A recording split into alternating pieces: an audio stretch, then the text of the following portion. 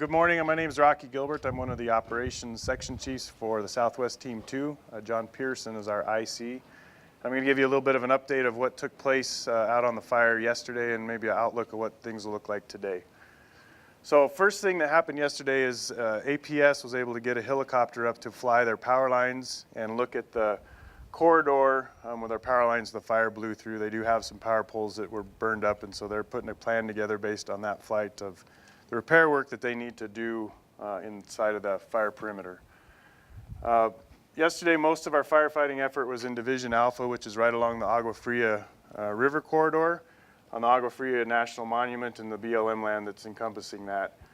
Most of the work was up here where showing the cliff dip site. We had 2 helicopters that were able to work up in that area yesterday, working some of the edge of the fire that's actually dropped down into the river bottom. So 2 crews, a hotshot crew, and a crew from Oregon were in there working with the helicopters, directing bucket work. And they're able to get that northwest corner of the fire secured yesterday. They're going to watch it today and make sure things are good, and then we should be able to show that stuff secured on tomorrow's map. Moving around the horn, we were able to just patrol where H1 is showing. That's actually the Bloody Basin Road, that black line that's the fire perimeter edge. Things held on there really well. The only firefighting we had to do was again out here where the fire slopped across the Bloody Basin Road. It's kind of this northwest corner where you see it pooched out. There's a little bit of unburned area, so this section of ground did not burn, fire burned around it. But you can see where that crosses the power line up here. There was some fire activity, so we put some firefighters in there to keep the fire from affecting the power lines anymore. And they were very successful with that yesterday, and we shouldn't see any more issues in there. The east side of the fire, we flew by helicopter around here to the south, and things are looking really good. So you see the black line on here. We didn't see any fire that was threatening that area, so we're calling that edge controlled. So the black line is kind of showing controlled fire. We'll fly this perimeter where we don't have people in again today, and hopefully we can look at that being controlled after that flight today. So tomorrow's map should have a lot more of the black line on it, which is representing the controlled fire edge. So the main thing is this finger that had made the run towards Black Canyon City. It's really hung up on the mesa top. There's no really high heat signatures, and we're able to put that black line in there showing that we don't feel that fire is going to go any more towards Black Canyon City. So the Brooklyn fire is actually in a really good place. We were able to let the rancher that works off the Bloody Basin Road come in and give some hay to his cattle. The cattle were kind of holed up in this unburned area around a couple of water tanks, dirt tanks that were up there. So he was able to get in safely and support those cattle. Moving down to the bullfire, this is off of the Table Mesa Road or the 41 Road. We got a couple of our division supervisors in to look at this chunk of ground yesterday. The main concern that we had, our value at risk, was a unoccupied ranch house, a little settlement down in here. The fire was kind of moving towards it, backing down the slope, not a running fire. So we were able to, with those 2 guys, get in there and secure that yesterday by the end of shift. We'll let the fire continue to burn out, and we should see some more black line on the map showing that we feel that that's controlled over in that corner. So that was the main thing for them, making sure that that little piece of private land in there was not impacted by fire.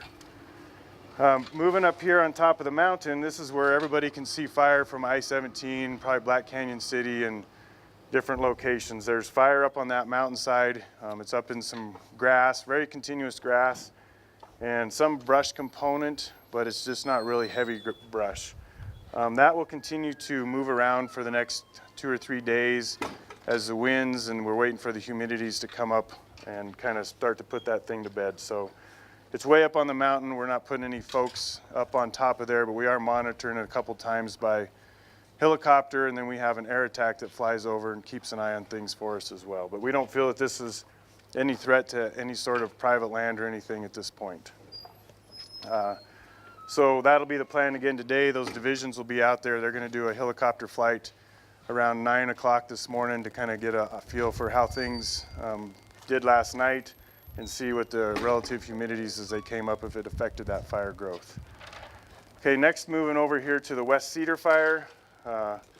We were able to fly it early in the morning. It looked pretty good. There is a finger that didn't show up on the original map.